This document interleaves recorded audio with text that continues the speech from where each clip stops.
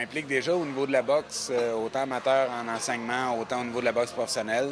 Ce qui est arrivé, c'est que Vincent Auclair m'a approché. Il enseigne à plusieurs athlètes de niveau national et même au niveau professionnel. Donc, on s'est rencontrés lors d'une conférence de presse. Il m'a demandé, tu n'aurais pas une idée pour financer les activités pour les prochains championnats des jeunes boxeurs qui s'en vont là-bas du Québec, parce qu'ils sont malheureusement sous-financés par le programme actuel.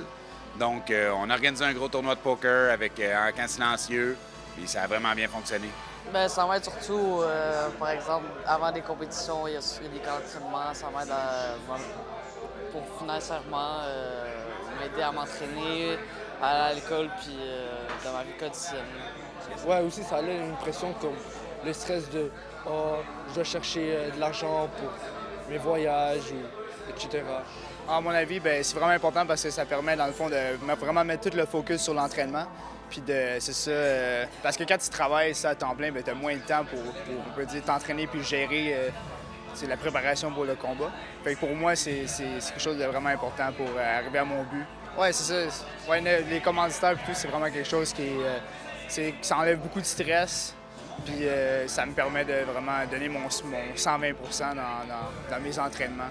Moi, je pense que la façon dont on se développe les jeunes, ce que ça leur apporte dans le sport, d'avoir une vie qui est quand même rangée, d'avoir une vie disciplinée, c'est une belle récompense que les compagnies s'impliquent, que les gens dans l'entourage s'impliquent, pas juste que ce soit toujours sur le dos des parents, sur le dos des familles, le dos des gyms de boxe aussi. Tous les gyms, tous les entraîneurs, ils se donnent pour les athlètes.